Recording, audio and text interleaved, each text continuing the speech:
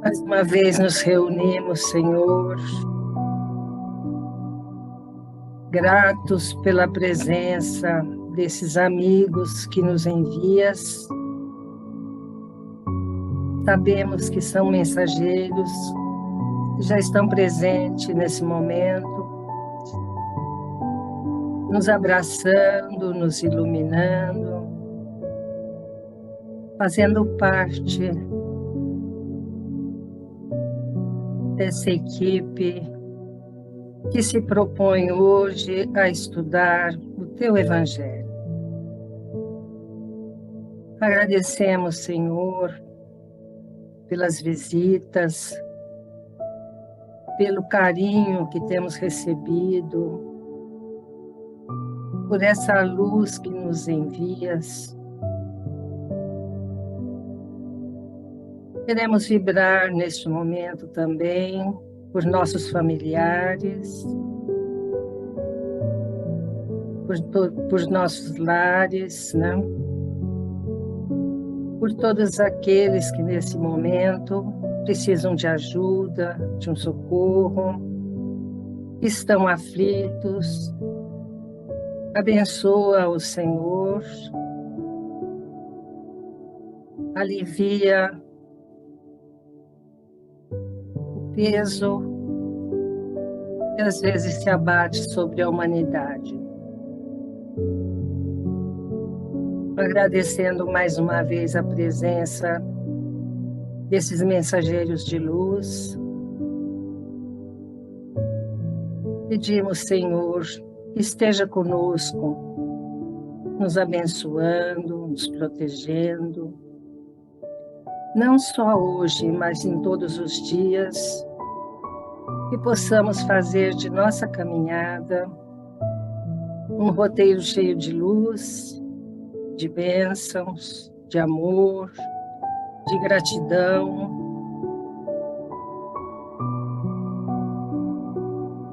E agradecemos, então, a presença de todos. E fiquem conosco, hoje e sempre. Que assim seja.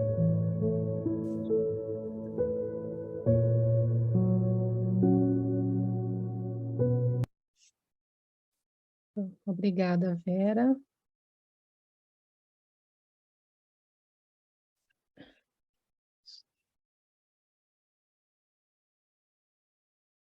Vânia, você pode começar a leitura, por favor? Posso sim. A rigor.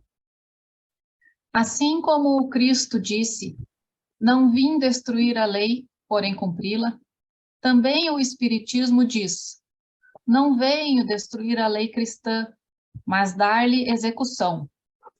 Nada ensina em contrário ao que ensinou o Cristo, mas desenvolve, completa e explica, em termos claros e para toda a gente, o que foi dito apenas sob forma alegórica. Vem cumprir, nos tempos preditos, o que o Cristo anunciou e preparar a realização das coisas futuras. Ele é, pois, obra do Cristo, que preside, conforme igualmente o anunciou, a regeneração que se opera e prepara o reino de Deus na Terra. Allan Kardec, O Evangelho segundo o Espiritismo, capítulo 1, item 7. Obrigada, Vânia. A rigor. Espírito Santo, falange dos emissários da providência, que superintende os grandes movimentos da humanidade na Terra e no plano espiritual. Reino de Deus, estado de sublimação da alma, criado por ela própria, através de reencarnações incessantes. Céu, esferas espirituais santificadas, onde habitam espíritos superiores, que exteriorizam do próprio íntimo a atmosfera de paz e felicidade.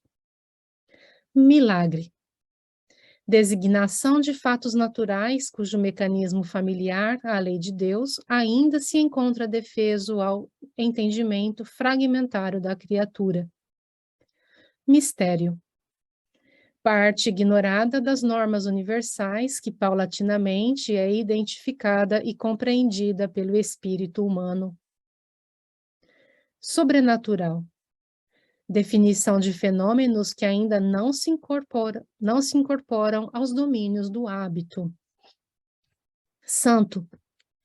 Atributo dirigido a determinadas pessoas que aparentemente atenderam na Terra à execução do próprio dever. Tentação. Posição pessoal de cativeiro interior a vícios instintivos que ainda não conseguimos superar por nós mesmos. Dia de juízo. Oportunidade situada entre dois períodos de existência da alma, que se referem à sementeira de ações e à renovação da própria conduta. Salvação. Libertação e preservação do espírito contra o perigo de maiores males no próprio caminho, a fim de que se confie à construção da própria felicidade nos domínios do bem, elevando-se a passos mais altos de evolução. O Espiritismo tem por missão fundamental, entre os homens, a reforma interior de cada um, fornecendo explicações ao porquê dos destinos, razão pela qual muitos conceitos usuais são por ele restaurados ou corrigidos, para que se faça luz nas consciências e consolo nos corações. Assim como Cristo não veio destruir a lei, porém cumpri-la, a doutrina espírita não veio desdizer os ensinos do Senhor, mas desenvolvê-los, completá-los e explicá-los em termos claros e para toda a gente, quando foram ditos sob formas alegóricas. A rigor, a verdade pode caminhar distante da palavra com que aspiramos a traduzi-la. Renove, pois, as expressões do seu pensamento e a vida renovar-se-lhe-á inteiramente, nas fainas de cada hora. Do Espírito André Luiz, no livro O Espírito da Verdade, médium Chico Xavier. Obrigado, Vera, Vânia, Giovana. Nós temos um pequeno texto, né, do Evangelho segundo o Espiritismo e um texto de André Luiz como reflexão a este texto do Evangelho, e o pequeno texto do Evangelho, ele é extremamente significativo, porque os espíritos, assim como Allan Kardec, compreenderam que o Espiritismo cumpria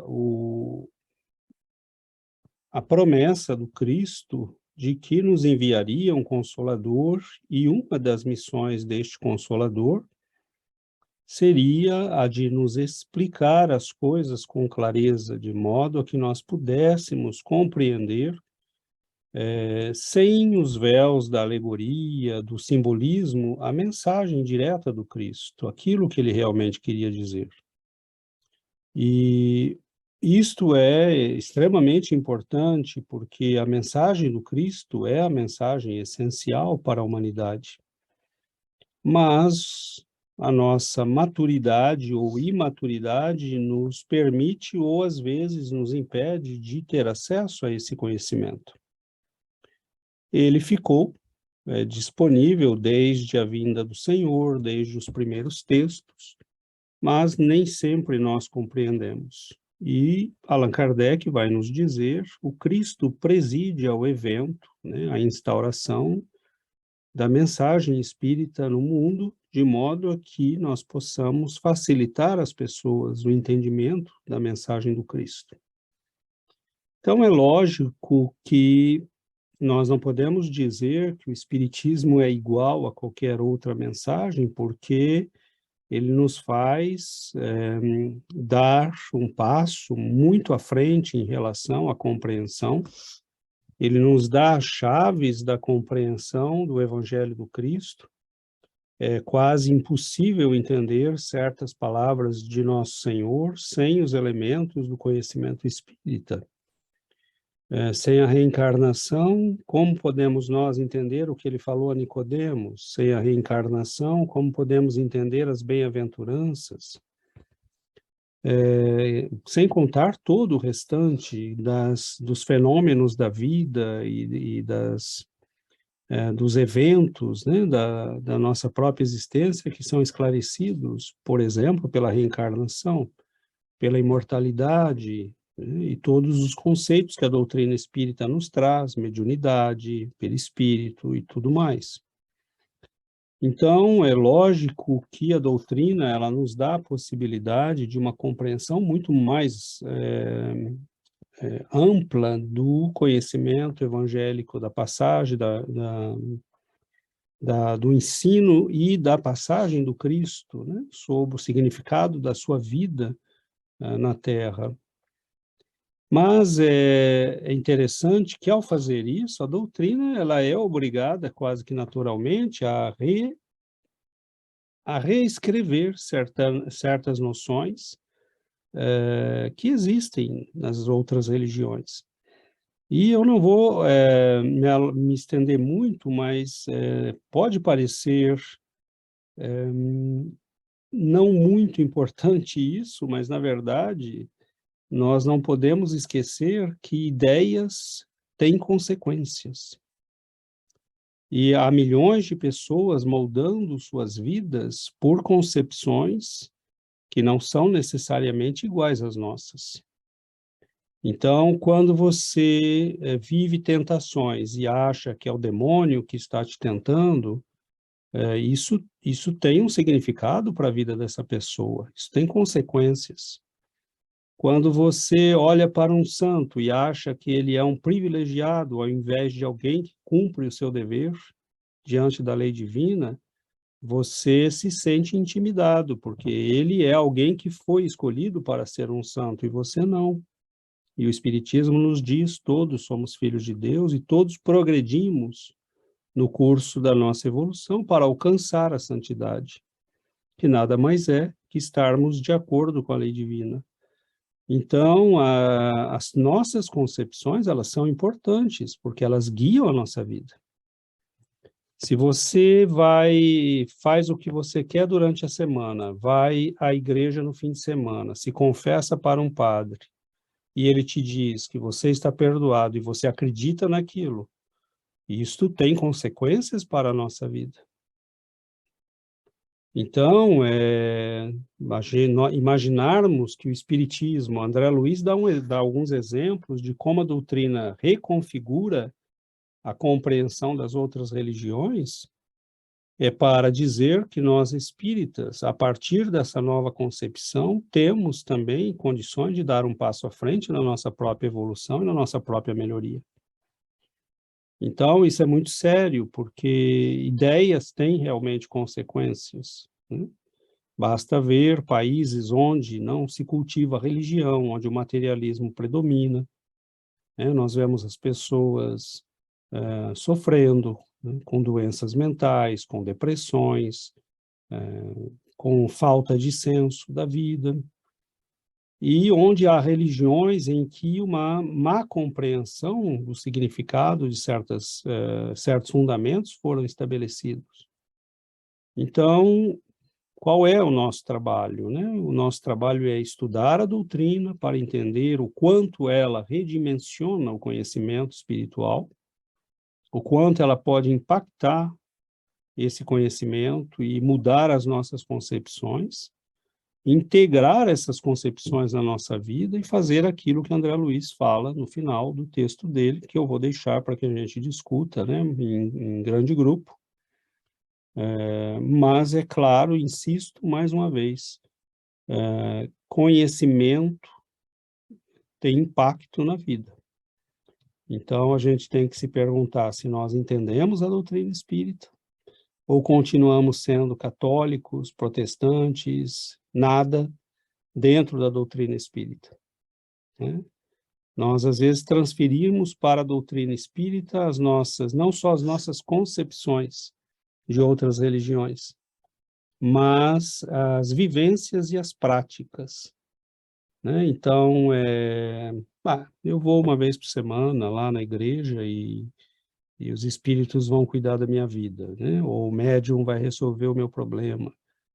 Então, nós transferimos, não entendemos ainda na essência o que é a doutrina espírita, o significado e o quanto ela pode e deve impactar a nossa vida, né? Então, acho que o objetivo nosso é justamente fazer, né, essa ampliação da nossa compreensão. Então, abrimos para termos, né, a participação de mais comentários. Oi, Adriana. Oi, pessoal, boa noite. É interessante porque no nosso estudo de sábado, que a gente faz um estudo no sábado de manhã, a gente faz em francês, né? E tem algumas pessoas que moram, tem um moço que mora nos Estados Unidos, umas pessoas que moram lá na Europa, né? E aí é interessante que às vezes tem algumas pessoas que têm outras religiões, né? E eles dizem sempre, comentam com a gente, que quando eles conheceram o Espiritismo, eles foram ter um entendimento que a religião deles não dava. E eu também, a minha própria experiência do catolicismo antes, eu tenho essa mesma experiência que eles, né? Então, com o Espiritismo, eu comecei a ter um entendimento de certas coisas que não faziam sentido para mim. Eu tinha questionamentos e eu não tinha resposta para esses questionamentos. Então, é interessante, porque é a única doutrina que vai explicar a mediunidade, né, que vai explicar o porquê da reencarnação, ou tem outras religiões que falam de reencarnação, mas eles não explicam o porquê da reencarnação. E a gente, então, tem um entendimento, tem resposta, né? Agora, o que eu achei interessante, nesse segundo texto, foi que eu nunca tinha pensado na explicação para cada item que ele fala, que o André Luiz fala aqui, eu achei muito interessante a explicação dele para cada coisa, né? Aí eu lendo, eu fiquei lembrando de um dia que eu estava conversando com uma amiga que ela é evangélica, ela mora aqui, né, no Quebec, e ela é evangélica. E, assim, por mais que ela diga que tem simpatia pelo espiritismo, eu sinto, assim, um certo preconceito às vezes, né? Não é uma crítica, tá? É só uma análise, gente. E uma vez a gente estava conversando sobre a questão do milagre. Até o Alexandre ficou bravo comigo, ele falou que eu fui muito dura. A forma como eu falei não ficou bom, não, sabe? Não, criou um certo mal-estar ali, né? Que eu estava explicando para ela que a gente usa a palavra milagre porque a gente não consegue explicar aquilo, mas que as coisas que Jesus fez não são milagres, são coisas que estão dentro da lei divina e que ele tem controle dessa lei, né? Ele tem poderes e conhecimento o suficiente para poder manipular a matéria e poder mudar a matéria conforme o desejo dele, né?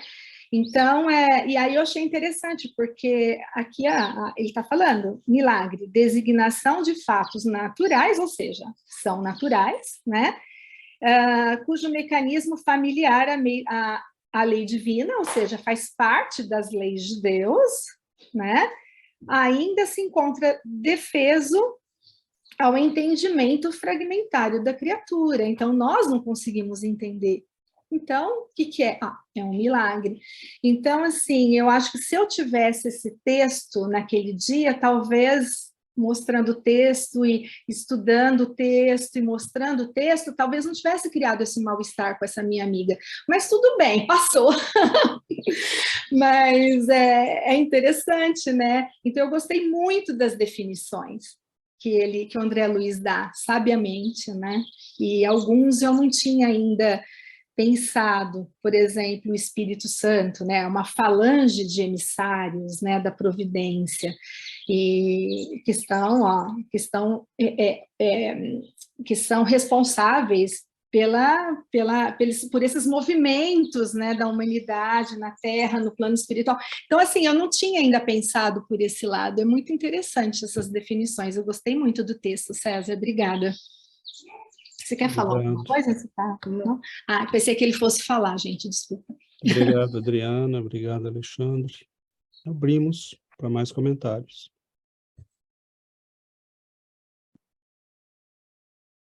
Oi, Karen.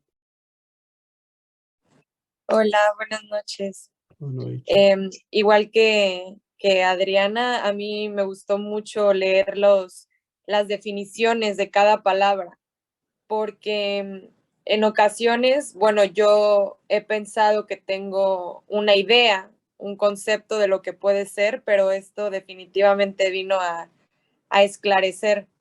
Una parte que me gustó mucho es donde dice el reino de Dios, estado de sublimación del alma, creado por ella misma. O sea, realmente nosotros somos los que creamos el reino de Dios con nuestra, es pregunta, con nuestra mente, ¿no? Hemos hablado del mentalismo y cómo somos capaces de crear nuestro ambiente. Entonces, el reino de Dios es un estado mental. Es mi pregunta. Oi, Karen. De certa forma, sim, né? Mas nós temos que tomar um pouquinho de cuidado só porque você pode, por exemplo, se convencer que tudo em volta está cor-de-rosa quando não está cor-de-rosa, né? Um estado mental pode ser uma alucinação. Então, na verdade, é um estado mental que reflete uma conquista interior de integração com a lei divina. Quando você é capaz de agir e de pensar em conformidade com a lei divina, você realizou o reino de Deus em si mesmo. Eu não sei se ficou claro, mas, por exemplo, né, eu posso passar a vida fazendo pensamento positivo, né? Eu estou feliz, eu estou no reino de Deus. Não é isso, né? Não é produzir artificialmente um estado mental. É isso que eu quero dizer. É um estado mental que vem do esforço, do trabalho que você fez para realizar em si mesmo, né, no seu interior, a lei divina. Então, esse estado, ele nasce quando nós conseguimos realizar concretamente, por pensamentos, palavras e ações, aquilo que Jesus ensinou. Então, no momento que eu for capaz de amar meus semelhantes, de ter compaixão, compreensão, né, eu estarei realizando esse reino de Deus dentro de mim. Então, ele é um estado interior. No que isto é diferente do pensamento anterior? Para as concepções anteriores, o reino de Deus é um céu que existe, para onde vão os eleitos, aqueles que cumpriram os ritos religiosos, os mandamentos de uma religião, ou que obedeceram a uma religião. Então, chegou-se ao ponto que algumas pessoas compravam lugar no reino de Deus, no céu. A venda das indulgências pela igreja, por exemplo, foi um caso deste, né? Que algumas pessoas queriam assegurar o seu lugar no céu. Então, o reino de Deus é, sim, um estado mental, mas um estado mental que é o produto da integração, da vivência espiritual do Evangelho que foi realizado dentro de você. Sería, en este caso, llegar al estado de purificación, de ser un espíritu puro. Sería ya llegar al reino de Deus, não? Exatamente. Então, nós chamaríamos aí no cristianismo de iluminação, por exemplo. No budismo, eles dariam outros nomes, em outras religiões, eles dariam outras denominações, mas no cristianismo nós diríamos que é esse estado, né, de integração com Cristo, de realização do Evangelho na nossa vida. É quando nós conseguimos realmente amar a Deus sobre todas as coisas e ao próximo como a nós mesmos. Tá bom. Oi, eu estava ouvindo vocês falarem, aí eu lembrei de um comentário do Emmanuel, eu não lembro em qual dos livros, então eu vou parafrasear o que ele dizia, com relação ao reino do céu, né? Ele vai dizer que é a capacidade de estar em constante conexão com a vibração divina. Então, eu acho que aqui, quando o André Luiz fala de estado mental, não é uma coisa que a gente cria, mas é a nossa capacidade de estar em conexão com a vibração divina. E é quando a gente consegue estar no reino do céu, é quando a gente consegue estar constantemente conectado com Deus. Então, eu acho que aí faz a diferença do que é um estado mental, mas não é uma criação nossa, é uma conquista, como o César falou, né? Através dos ensinamentos e tudo isso, de a gente conseguir estar nesse estado de conexão o tempo inteiro. E eu imagino como deve ser maravilhoso isso, porque às vezes a gente tem um instante de conexão e a gente vê o quanto que é diferente da vida que a gente leva. Então, realmente é uma conquista, né? Eu acho que é a conquista dos santos, é conseguir estar em conexão com a vibração divina todo o tempo. Eles estão no reino de Deus, no reino dos céus todo o tempo, porque estão conectados todo o tempo. Então, lembrei desse ensinamento do Emmanuel. Obrigado, Val. E hoje, Karen, no Evangelho em Espanhol, você lembra que a gente falou, né, num certo momento, que nós temos prazeres em todas as faixas, né, da nossa evolução. Um cachorrinho, né, brincando no sol e correndo atrás né, dos brinquedinhos, ele é um ser que não tem sequer consciência, mas tem prazer.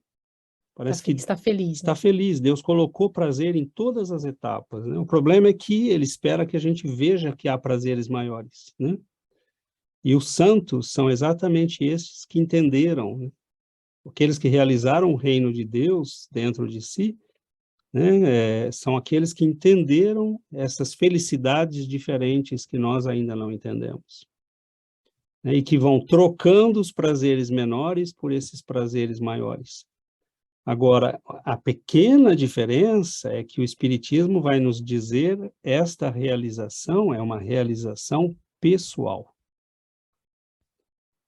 Ela é fruto do trabalho, né? Ela não é comprada, ela não é... Não adianta eu ser amigo de Buda ou de Chico Xavier ou de Jesus Cristo, ela é produto do trabalho, né? Ela é esforço nosso. Então, essa é uma pequena, imensa diferença entre as concepções. Oi, Lu ou Anderson? São duas coisas que eu queria falar. Uma é justamente continuando isso sobre, né, o reino de Deus, e assistindo aquela série The Chosen, me veio uma lembrança, e eu procurei aqui, e aí tem um trecho da Bíblia, né, Lucas capítulo 17, versículo 20 e 21, onde fala, sendo Jesus interrogado pelos fariseus sobre quando viria o reino dos céus, respondeu-lhes, o reino do céu não vem com aparência exterior, nem dirão, ei-lo aqui ou ei-lo ali, pois o reino de Deus está dentro de vós. Né, que é justamente que essa discussão, né, essas exposições que foram feitas agora. Né? E uma coisa que eu queria pedir ajuda de vocês, César, também, eu não entendi muito bem o conceito do Espírito Santo. Né? Eu achei muito instrutivo as explicações de cada um né, daqueles termos que foram colocados no texto. No entanto, o entendimento do que é o Espírito Santo assim, ainda ficou meio vago para mim. Se alguém puder elucidar, fico agradecido. Deixa eu abrir aqui. A Giovana está abrindo o texto, Anderson, mas eu quero aproveitar essa tua primeira parte da fala, antes de ir para a tua questão. Perfeito, né? Isso que você leu, o reino de Deus não vem com aparências exteriores. Né? E num outro trecho do Evangelho, ele diz, até hoje o reino de Deus foi conquistado pela violência. Né? Não mais será assim. Uhum. Então, ele não é fruto, né, de atos exteriores, de imposições, ele é fruto de uma realização da criatura que se harmoniza, né, com a lei de Deus. Que se harmoniza, entra nessa vibração que a Val falou, e essa é uma vibração da totalidade do nosso ser, né? Quando o nosso sentimento, a nossa emoção, o nosso pensamento, os nossos atos, palavras, quando todo o nosso ser vibra nessa vibração, né, nessa frequência. Uhum.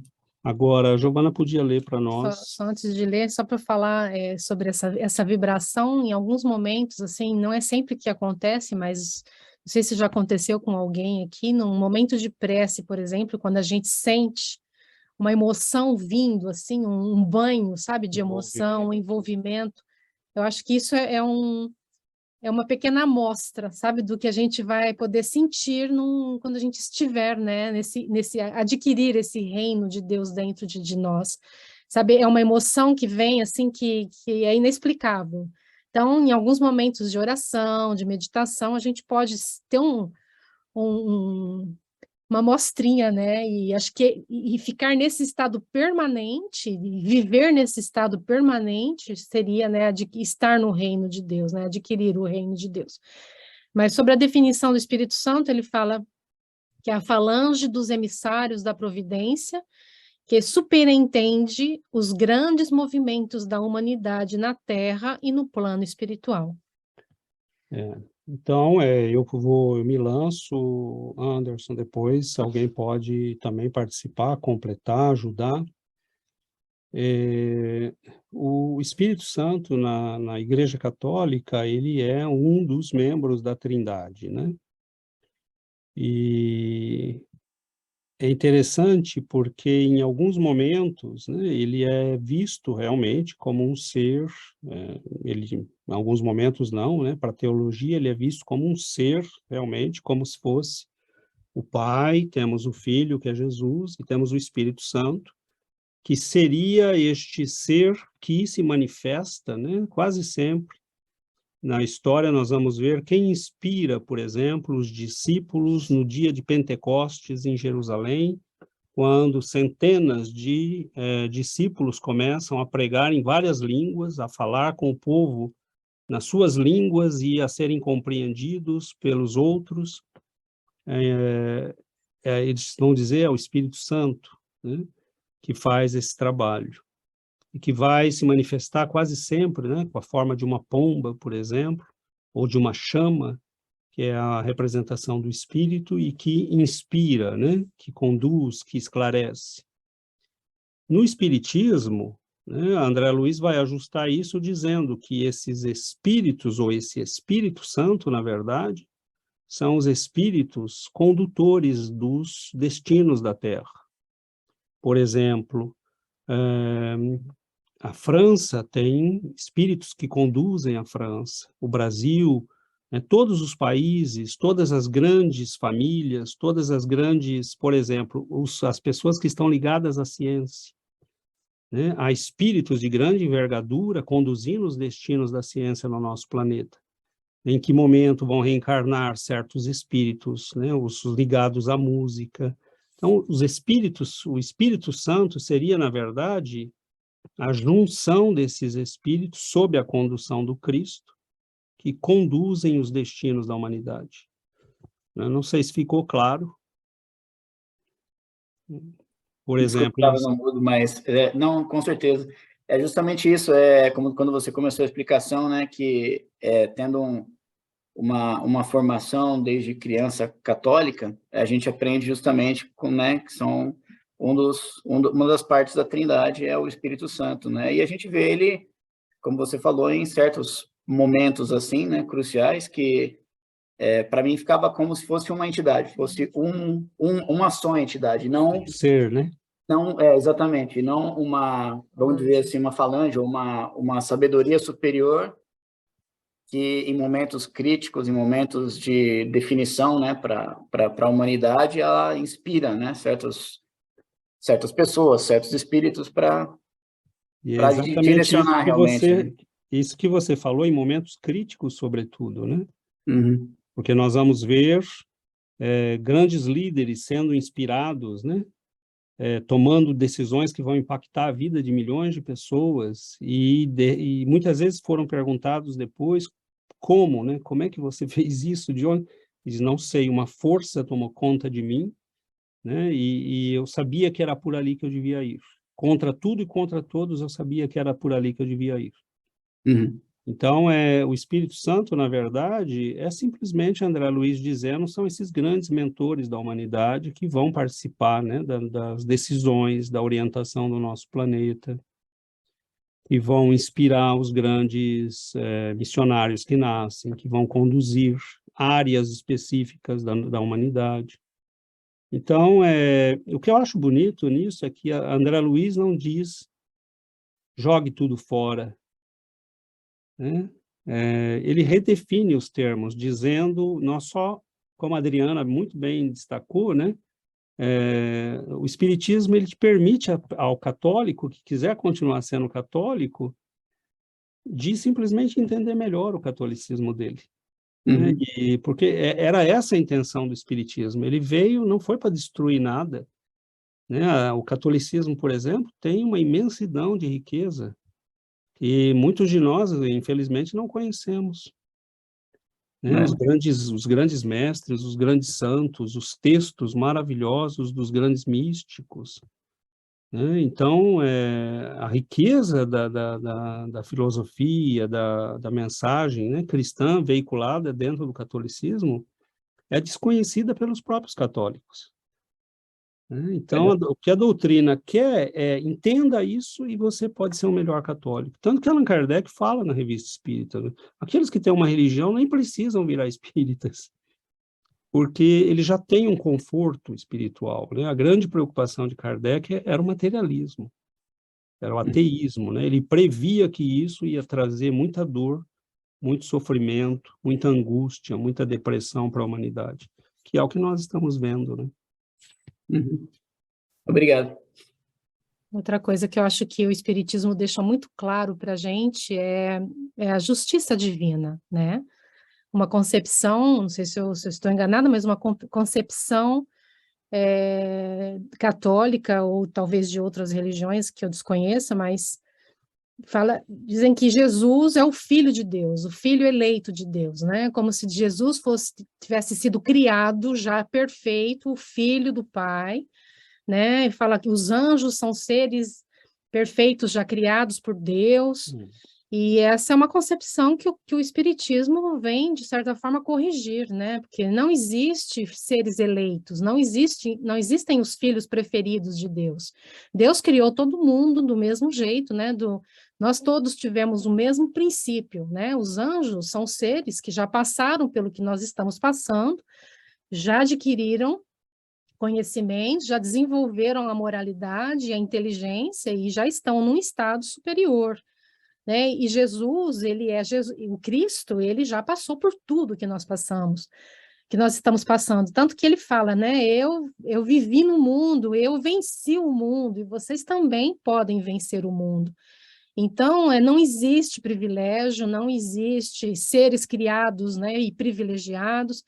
Normalmente, às vezes, a gente fala, né, uma criança que morre, por exemplo, é um anjinho que vai para o céu. Os anjos não são as crianças que morreram aqui, viraram anjo. Isso o Espiritismo vem dizer, né? Que nós todos temos um caminho a trilhar, nós todos temos conhecimentos a adquirir e desenvolvimento a fazer, né? Desenvolvimento pessoal e íntimo a realizar. Então, acho que esse é um aspecto muito bonito do Espiritismo, né? Que ele explica e a gente, de certa forma, sente um alívio, né? Porque, né, é difícil a gente conceber, né? Porque Deus criou um ser perfeito e não a mim. Por que eu tenho que passar por tudo isso e lutar todas essas lutas e sofrer todos esses sofrimentos, né? E Deus criou anjos que não tiveram que passar por nada disso.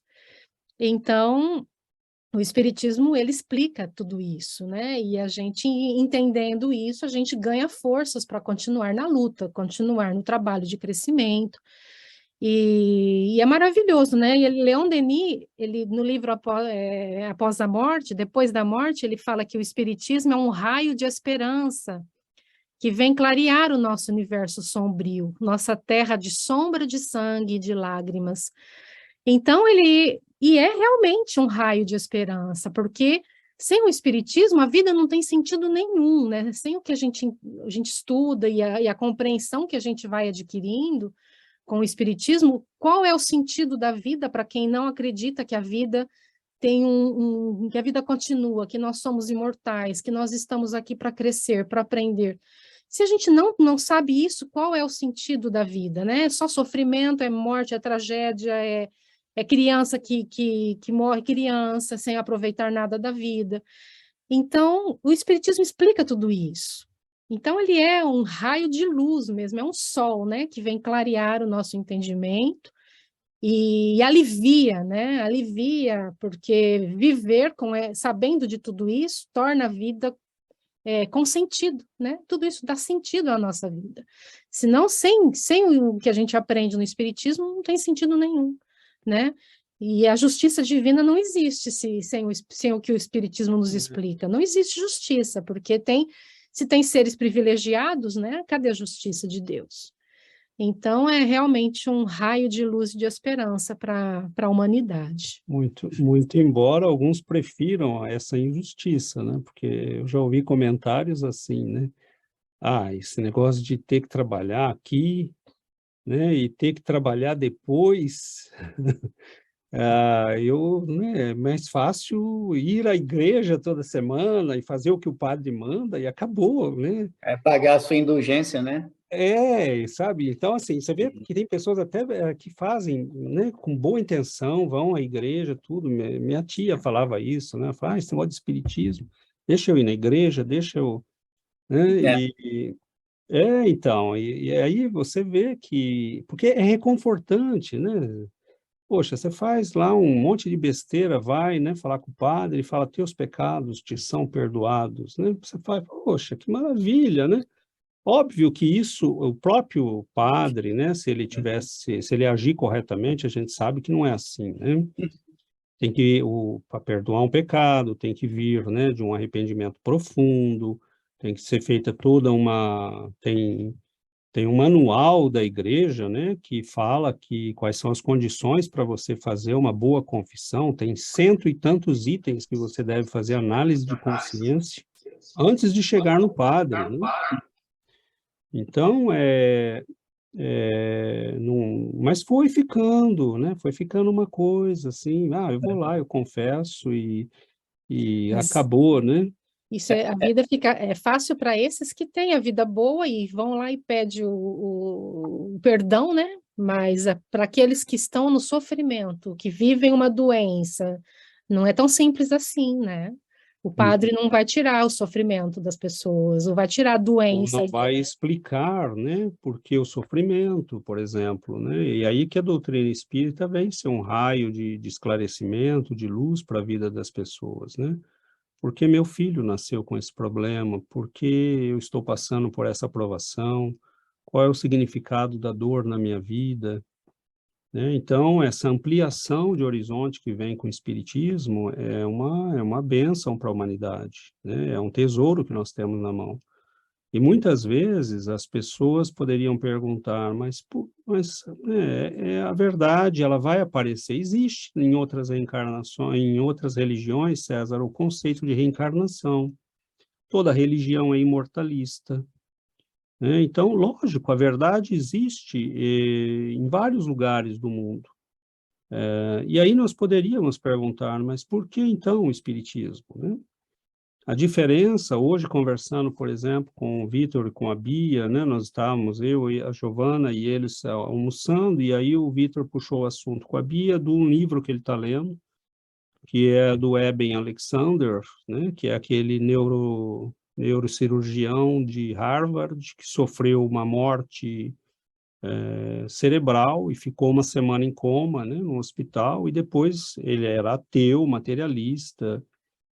E aí ele volta, não lembro o nome do livro, Vi.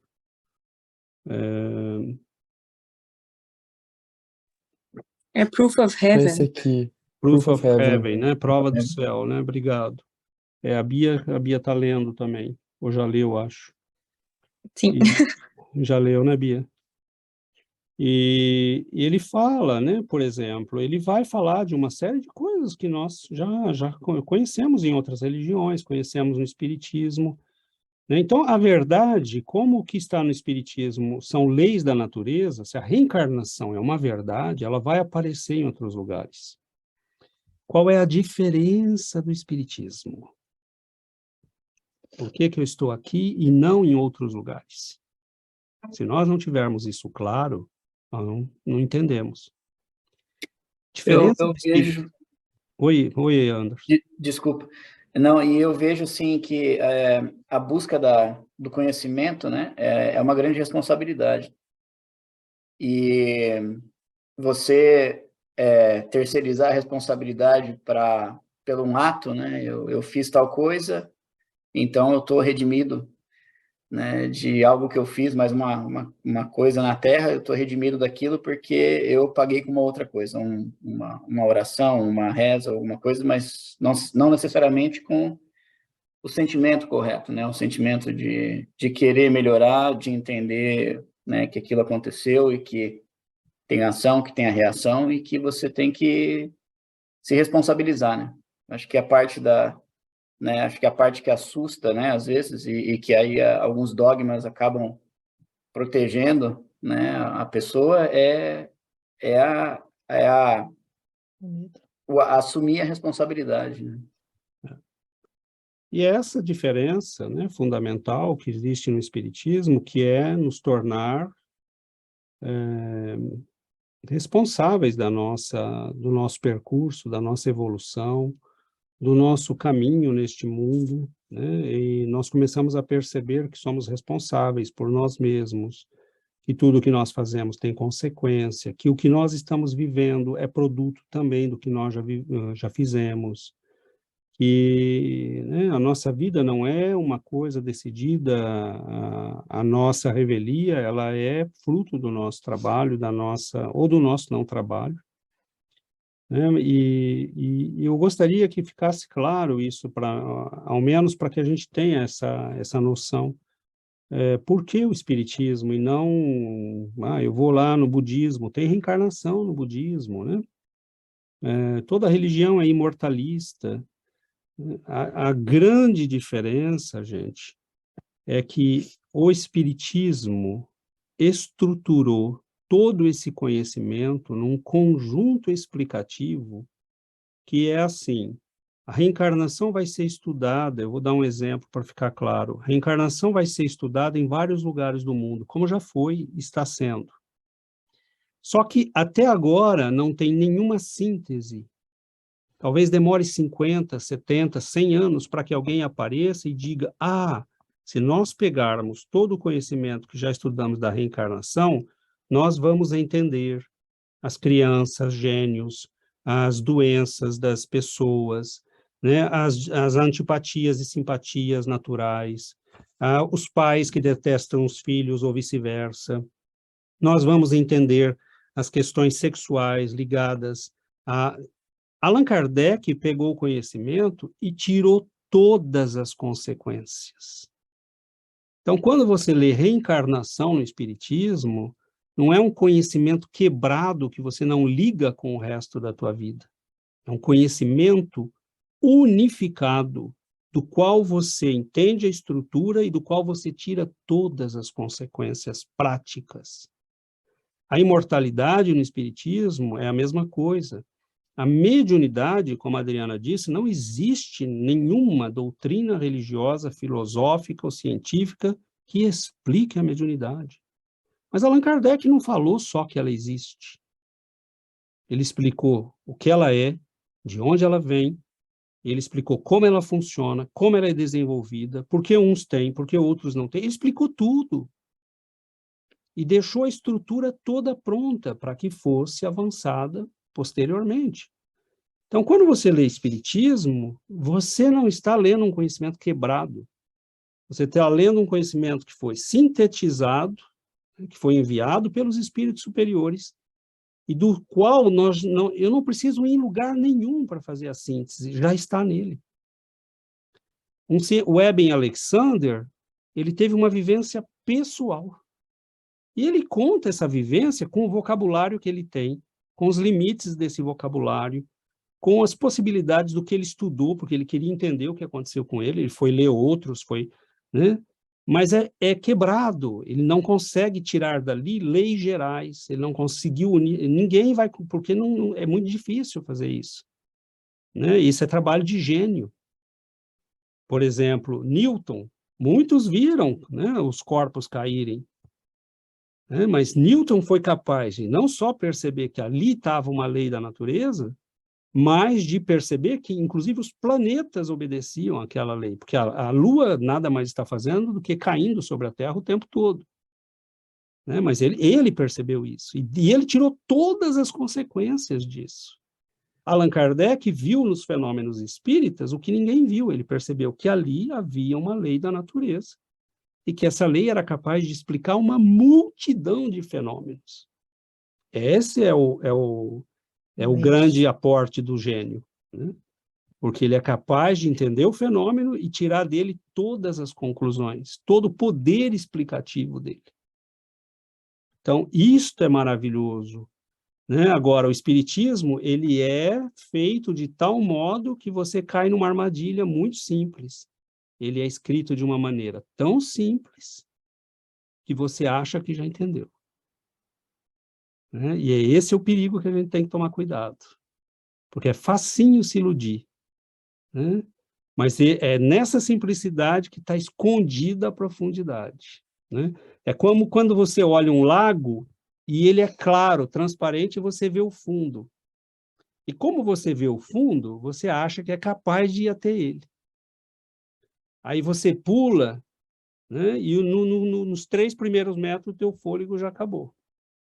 Porque você vê que precisa de muito mais fôlego para ir até o fundo, né? Então, eu acho importante falar isso, porque espiritismo é poderoso, entendeu? Ele não veio dos planos superiores, trazido pelos espíritos superiores, para ser igual a todo o resto. A gente precisa entender bem isso.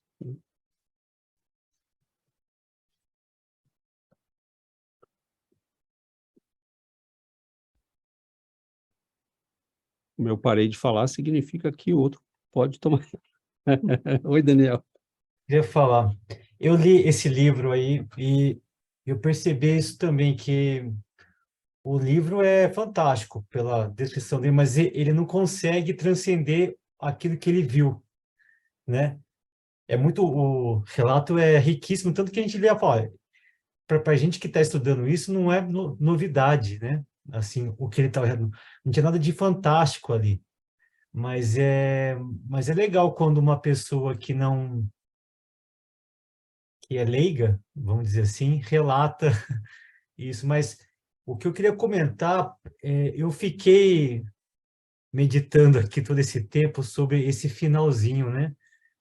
Sobre ele fala, a rigor, a verdade pode caminhar distante da palavra com que aspiramos a traduzi-la. E para mim, desde quando eu comecei aqui a estudar junto com vocês, o que me encantou no Espiritismo foi justamente essa autonomia que ele te dá para você se desenvolver, né? Eu acho que a gente não precisa de um intermediário, vamos dizer assim, de uma figura como, sei lá, um padre, que é a única pessoa que vai saber todas as respostas, né? Ele te dá esse conhecimento. Então, a gente está lidando aqui com ignorância, né? A nossa ignorância. Então, quando a gente não consegue, quando a gente não conhece as palavras, que a ignorância é quando a gente não compreende as palavras que explicam a verdade, né? E aí, eu lembrei de um trecho aqui do livro que a gente está lendo de quarta-feira, esse daqui, né? Para quem não está acompanhando, né? Que é o Obreiros da Vida Eterna. E tem um trecho que me marcou demais, tanto que quando começou a ler, eu lembrei desse trechinho, que eu vou ler aqui para vocês, que é o que a irmã Zenóbia comenta aqui numa determinada parte da história, que é assim: achamos-nos apenas em luta pela vitória imortal de Deus contra a inferioridade do eu em nossas vidas. Toda expressão de ignorância é fictícia, somente a sabedoria é eterna.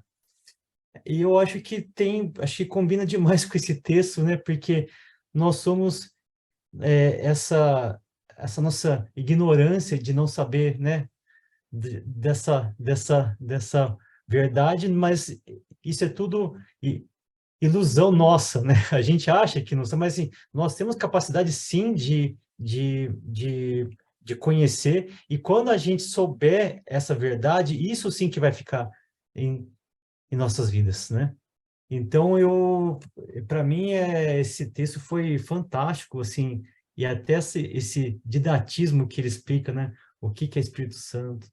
Porque, assim, é coisa meio de escola mesmo, né? Maternal, né? Quase assim, o que é. Enfim, era isso que eu queria comentar com vocês. Obrigado. Obrigado, Daniel. Eu pedi para a Giovana ler aqui qual que é o objetivo, por missão fundamental. O Espiritismo tem por missão fundamental entre os homens a reforma interior de cada um, fornecendo explicações ao porquê dos destinos, razão pela qual muitos conceitos usuais são por ele restaurados ou corrigidos, para que se faça luz nas consciências e consolo nos corações. Então, é esse o trabalho da doutrina, né? Por isso que em todo o trabalho da obra de Allan Kardec, de Chico Xavier, de Leon Denis, o espírita é chamado a compreender, a estudar, né? Porque quanto mais nós compreendemos o universo, mais nós compreendemos as leis da vida, as leis de nosso Pai, mais nós podemos nos integrar a estas leis. Eu não posso me integrar a algo que eu não conheço. Né? Então, nós somos chamados ao estudo, ao desenvolvimento pessoal, né? Ao desenvolvimento do nosso saber, do nosso conhecer e do nosso ser. Né? Então, essa reforma interior que está em todos os livros, que, né, você pega os livros todos de Emmanuel, de André Luiz, de Eurípides Barçanufo, todos os textos são um convite a que nós entendamos as leis de nosso Pai, a que nós possamos integrá-las em nós. E é muito bonito, porque os espíritos, eles vivem já, né, esses espíritos superiores, eles vivem já nesse estado de comunhão com Deus. Né? Nós não podemos duvidar que alguém como Francisco de Assis, né, Santa Teresa d'Ávila, Chico Xavier, Leon Denis, já não sejam espíritos que tenham, né, esse sentimento de profunda comunhão com as esferas superiores do universo. E o que eles querem é que nós possamos ter acesso a isso também. Então, Allan Kardec entendeu que todo o nosso sofrimento, eu acho, assim, cada dia que passa, eu fico mais encantado com a percepção, com a precisão desse homem, desse espírito extraordinário. Porque nos textos de Allan Kardec, ele vai dizer em vários momentos, nós somos infelizes, é o nosso egoísmo, é o nosso orgulho que nos mantém prisioneiros, nós somos criaturas que nos arrastamos nesse mundo porque nós não aprendemos a amar. E o único que pode nos ensinar o amor é o Cristo. Então, você vai aprender meditação em outras escolas, tudo pode ser útil, tudo pode ser importante, todo aprendizado é necessário, né? Em todo lugar nós podemos, mas esse desenvolvimento da ligação com Deus pelo amor, isso é cristão. Né? E é algo muito poderoso, né? É algo que realmente pode nos catapultar para um nível superior do ser, né? Tanto que essas pessoas que viveram essas experiências, né, que o Vitor, né, no livro que ele está lendo, a Bia, o Daniel leu, todos eles, né, eu li um livro que eu acabei dando embora, que ele falava de como as experiências de quem viveu a morte e voltou, como essas pessoas mudaram. E eles dizem que uma das coisas mais impressionantes que nós sentimos, né, que alguns deles sentiram, é que tudo está ligado, que há um amor que liga todas as coisas. Nós temos a impressão de estarmos separados uns dos outros, né? E essas pessoas entenderam que não, e quando elas voltam, elas param o que estavam fazendo. Muitos eram homens de negócios importantes, e diminuem as horas de trabalho, começam a fazer trabalho, né, de voluntariado, começam a ajudar as pessoas, porque eles entendem que a vida tem um sentido muito mais profundo, muito maior. E, na verdade, o que a Giovana falou, né, da gente sentir isso, nós precisamos sentir isso aqui e agora. Nós precisamos começar a sensibilizar o nosso coração para sentir isso aqui e agora. Né, porque quando nós errarmos, né, quando eu conheço um prazer superior e eu me entrego a um prazer inferior, e aquilo me dói. Né, aquilo começa a nos doer. Ao ponto que alguns grandes místicos, né, alguns santos da igreja vão dizer que vão às lágrimas quando se sentiam, né, em estado de fragilidade, de erro, traindo aquilo que conhecia de melhor. Então, esse sofrimento que vem com o fato de que nós estamos tentando melhorar, né, sermos o mais alto de nós mesmos, o melhor de nós mesmos. Todos nós viemos a esse planeta divididos entre essa encruzilhada, né, que é a estrada que nos leva para o nosso passado e aquilo que nós sempre fomos, e aquela que nos permite a renovação.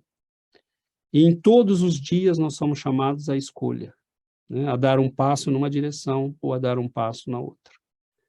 Então, qual é a missão do Espiritismo? A reforma íntima. Por quê? Porque é o único caminho para a felicidade. Agora, eu não posso fazer reforma íntima se eu não entendo os porquês. Por que eu devo ser bom? Por que eu devo amar? Por que eu devo fazer o esforço para superar os meus limites, as minhas misérias? E a doutrina vai nos explicando tudo isso, vai nos mostrando, né? Gente, olhemos para a literatura espírita das pessoas que voltam contando o que vivenciaram no plano espiritual. Livros de André Luiz, né? Toda a obra do Chico tem mais de 200 livros de familiares que voltam. A gente acha que é só mensagem de consolo, não, está cheio de informações, contando o que viveram, contando o que sofreram. Mesmo na sexta-feira nós estudamos a mensagem, né, do Romeu, que contava o desencarne dele, um antigo trabalhador espírita, né, falando as etapas que vivenciou, o que passou, o que sentiu. Então, a doutrina não fala só a vida imortal, ela nos descortina o que acontece conosco, o que está nesse passo além, né, do túmulo, o que nos espera, como nós devemos nos preparar para essa viagem. Não existe isso em lugar nenhum do mundo. Não existe. Então, assim, eu tenho até medo, porque... Senhor, por que eu tenho esse conhecimento? A gente precisa se perguntar isso. Porque se for para não usá-lo, e se for para continuar fazendo o que nós sempre fizemos, era preferível ter nascido e ficado na ignorância. Pelo menos nós teríamos a desculpa da ignorância. Mas eu me preocupo, porque eu falo, por que eu tenho esse conhecimento, Senhor? Eu não sou, eu devo ter mais pecados, isso é claro, né? Mais erros a pagar. Porque eu não sou melhor que ninguém, eu não tenho nenhum privilégio, eu não tenho nada né? Quando eu digo eu, estou falando aqui em nome de todos nós, né? Nós não temos nenhum... Qual é a nossa... Né? Nós não somos nenhum ser privilegiado. Agora, se esse conhecimento nos é dado, nós temos uma ferramenta de crescimento muito importante na nossa mão. Né? E não aproveitar isso é uma perda, né? Uma perda lastimável. Isso a gente estudou na sexta-feira, né, no texto de Karl Barchutel, que fala sobre a responsabilidade que nós temos, né, sobre o conhecimento espírita. Então, a gente não é... Ele tem uma frase aqui que é bem impactante, né? Que a gente não tem... Deixa eu só achá-la aqui. Não sois espíritas à revelia das circunstâncias. Então, não é por acaso que a gente é espírita. Vossas testas surgem marcadas por sinais invisíveis, definindo-vos responsabilidade e trabalho. Então, se nós temos o conhecimento espírita, nós temos responsabilidade e trabalho a fazer, né? Nós temos compromisso. Nós viemos, pedimos para ter esse conhecimento, e tantos espíritos que estão se preparando para reencarnar, uma das preocupações maiores que eles têm é de não ter acesso a esse conhecimento, de chegar aqui e ficar perdido, e de não aproveitar a reencarnação. E nós temos a dádiva, né, e a bênção de estar em contato com esse conhecimento. E isso gera mais responsabilidade, né, porque nós somos instrumentos do Cristo no mundo, né? Nós estamos aqui e a gente tem que colaborar, porque tantos outros não têm, tantos outros irmãos sofrendo porque não sabem de nada disso, e se entupindo de remédio, se suicidando, né, fazendo besteira atrás de besteira por não ter o conhecimento. Então, é muito egoístico da nossa parte se a gente não passa para frente, né, esse conhecimento, porque é um conhecimento libertador. Passar para frente e vivenciá-lo, né? Acho que é nessa sequência que a gente tem que ter, né? Eu vivencio a doutrina e eu a partilho com os outros, né? Acho que há encarnações, e finalizo aqui meus comentários, há encarnações que são encarnações bônus. Deus diz: olha, eu não vou te cobrar nada do teu passado, né? Porque se eu te cobrar, você vai ficar na cama durante a encarnação inteira travado. Mas eu não vou te cobrar nada nessa, e vou te dar a chance de fazer alguma coisa, de aprender, de melhorar, de crescer, de aproveitar. Eu vou te dar um monte de coisa, né? E aí, essas encarnações, em alguns momentos, nós já tivemos algumas. Às vezes nós estamos lá em 1600 e pouco, vai nascer na França uma pleiade de espíritos, e aí Deus fala: eu vou te mandar agora, porque quem sabe você aproveita alguma coisa, seu cabeça dura. Aí você nasce e encontra São Vicente de Paulo. E ele fala: meu filho, vem me ajudar no trabalho da caridade. E você fala: eu vou para a guerra, eu quero ser um grande capitão.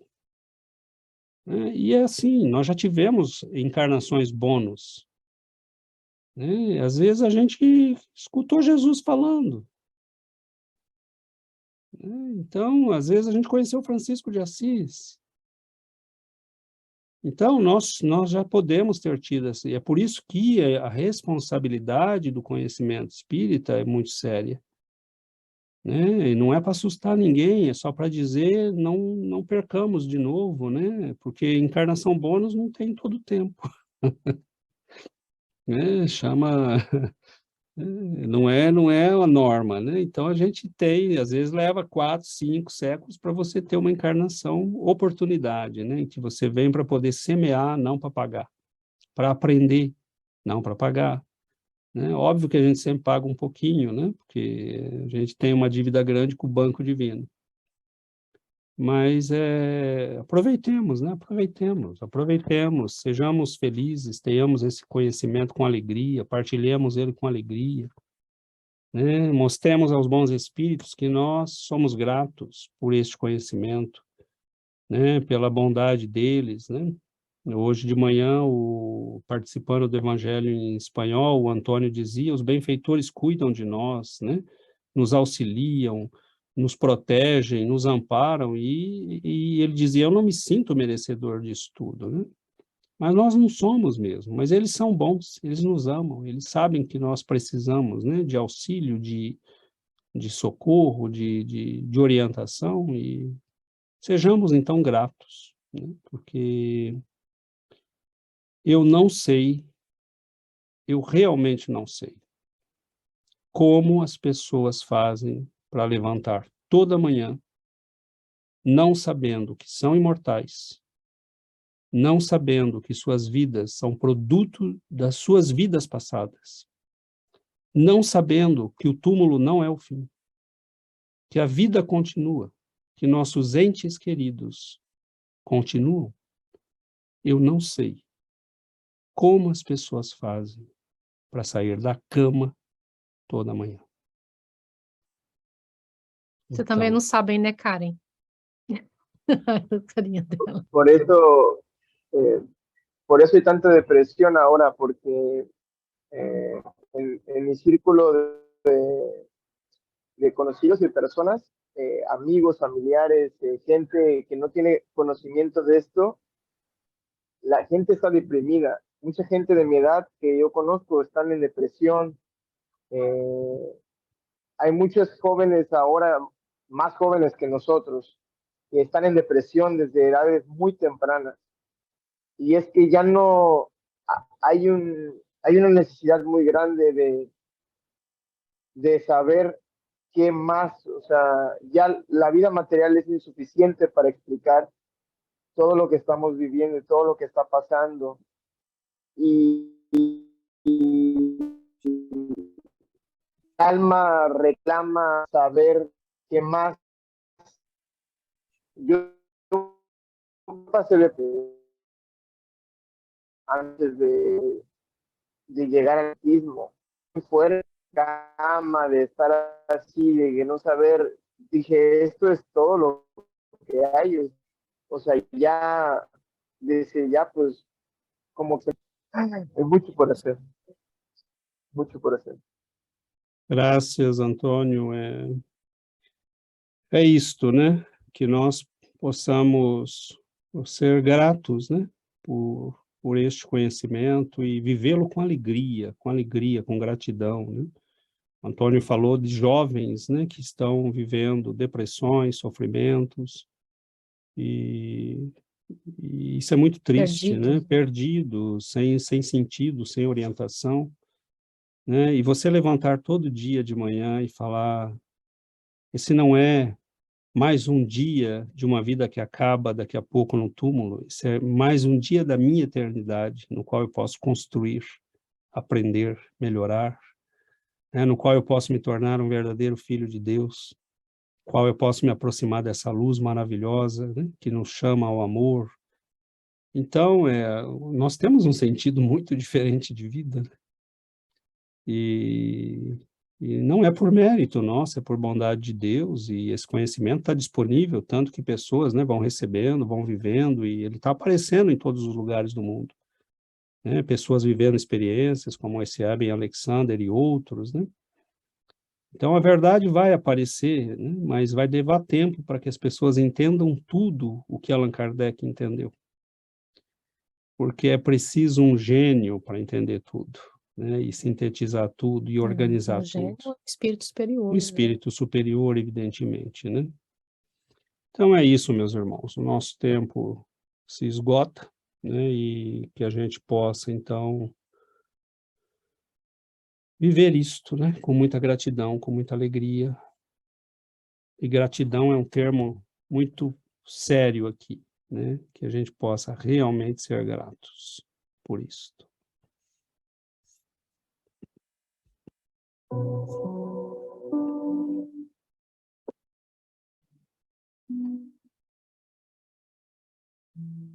Antes de partilhar, é melhor você aumentar.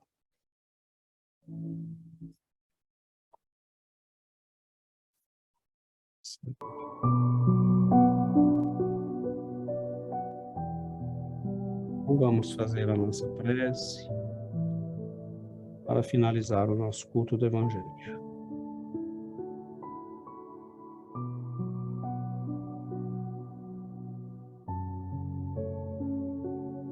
Querido Mestre Jesus, queridos benfeitores, irmãos que caminharam à nossa frente, que avançaram pelas estradas que ora trilhamos,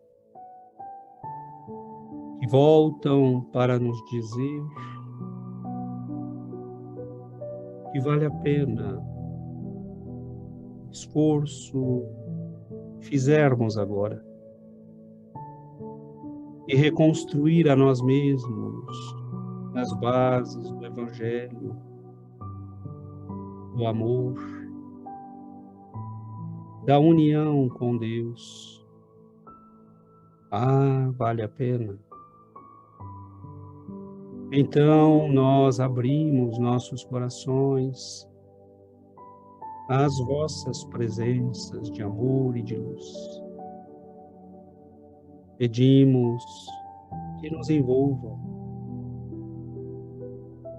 que nos mantenham acordados, pois é tão fácil dormir. Que nos mantenham acordados para o estudo, para o entendimento. Nem sempre é fácil encarar a nós mesmos, mas só aqueles que o fazem podem curar as próprias feridas. Podem caminhar até ti, Senhor, e dizer: veja, Mestre, as feridas que fiz em mim mesmo, quando resolvi me afastar das leis de nosso Pai. E o Senhor estende as mãos sobre nós e nos dá novas forças, fortalece nossa vontade e nos ensina o caminho da cura. Tu és o médico divino, Senhor, aquele que nosso Pai enviou para curar nossas feridas, mas mais importante, para nos ensinar a não mais fazê-las. O Senhor é luz, alimento, rocha sólida sobre a qual podemos construir nosso futuro. Que nossa prece, Senhor, se transforme em luz. Que esta luz envolva nestes momentos os lares de todos nós. E que nós possamos sentir o abraço eterno destes amigos queridos que atravessaram já há algum tempo a aduana da nova vida, que voltam para dizer-nos: nós os aguardamos, mas procurem chegar aqui preparados para esta nova etapa. Pois a vida prossegue, o aprendizado é constante, o trabalho é necessário e as leis de nosso Pai não se ajustarão a nós. Nós teremos que nos ajustarmos a elas. Então, Senhor, que a doutrina da verdade, da luz e da compreensão que nos permite caminhar, viver, possa fortalecer nossas almas para o trabalho, para o crescimento, para o amor, que nós possamos aproveitar esta vida como aquele que recebeu um tesouro precioso, uma pérola rara e única, pela qual vale a pena trocar tudo. Abençoe-nos, Senhor, derrame luz e paz sobre todos nós. Envolva, Senhor, nossos entes queridos, aqueles mais fragilizados, sobretudo. Que a luz do vosso amor caia nestes momentos, nos hospitais, nas prisões, nos lares entristecidos. Que ela toque o coração dos jovens que estão perdidos.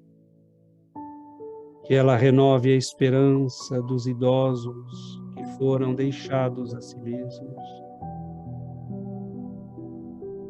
Que ela proteja e fortaleça as crianças que chegam a este mundo e precisam viver sem o calor de um lar. Mas que ela envolva igualmente, Senhor, aquelas que estão ameaçadas pelo conforto excessivo, pela lassidão moral. Que vossa luz, Mestre, clareie e ilumine nossos corações. Quão pequeninos somos, Senhor, e quão conscientes nós estamos da nossa própria realidade.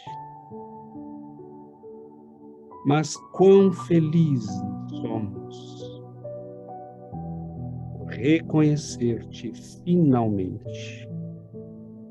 Luz de Deus, amor de nosso Pai, Mestre, caminho, verdade e vida. Fique conosco, Senhor, que não vivamos nem mais um segundo, de agora para todo sempre, sem o vosso amor, sem a vossa luz, sem a vossa presença. Como podemos, Senhor, viver até aqui, sem perceber tua presença e teu amor? Fique conosco, Mestre, nos ilumine, nos abençoe, que nossos corações se renovem com alegria, que nossas vidas sejam vidas felizes, pois conhecer-te, Senhor, e não ser feliz é uma imensa contradição. Fique conosco, hoje e para todo sempre, que assim seja, Senhor.